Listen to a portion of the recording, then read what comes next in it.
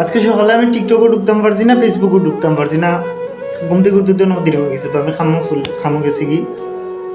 যখন আমি 3টার দিকে ফোন হাতে লইছি, তখন মানে এমন একটা জিনিস আমার সামনে এসে আমি নিজে মানে বিশ্বাস করতে পারছি না যে এটা আমি একটু দেখার লাগে প্রস্তুত আসলাম না।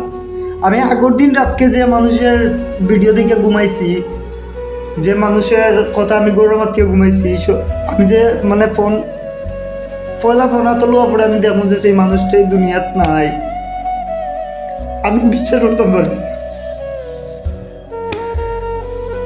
যে মানুষটা প্রতিটা সময় মানুষের আসাইতো, প্রতিটা ভিডিওতে, প্রতিটা রিয়েল লাইফেও মানুষটা আসাইতো, যে মানুষটা সেই মানুষটা তেমন যে আমি নাই, মানে আমি এটার লাগি প্রস্তুত আসলাম না। সাথে সাথে আমার মানে আমি বুঝে গেছি দুনিয়াতে আমি নাই। আমি এত স্বপ্ন দেখলাম, আমি ভাবছি আমি স্বপ্ন দেখলাম, আমি মানে এটা আমি ভুল ভাবলাম। আমি আমার সবাইকে জিজ্ঞাসা করতাম এটা হয়তো ভুল, কিন্তু সবাই কই সত্যি। মানে আমি এখন পর্যন্ত আমি বিশ্বাস করতে পারতাম না যে আমাদের মধ্যে দীপঙ্কর দাস দীপ্তিতা নাই। সেই মানুষটার স্বপ্ন পূরণ করার জন্য বিদেশ গেছে, সেই মানুষটার মানে লাশ আইব দেশে একটা, আমি এখন মানে নিতে পারতাম না। আমার মানে এখন ফোন তো আমার মানে মনটা মানে না যে দাদা নাই আপনার মধ্যে।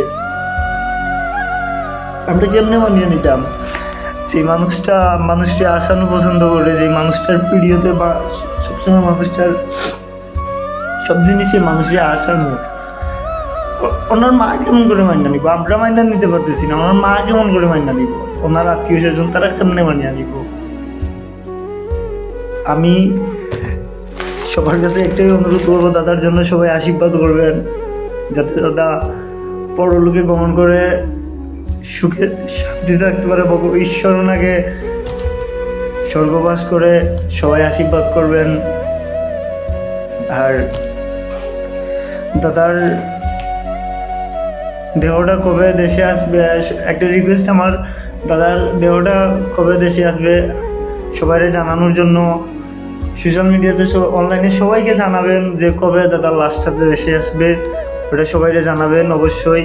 কবে ওনাকে দাহন করা হবে সবাইকে জানাবেন।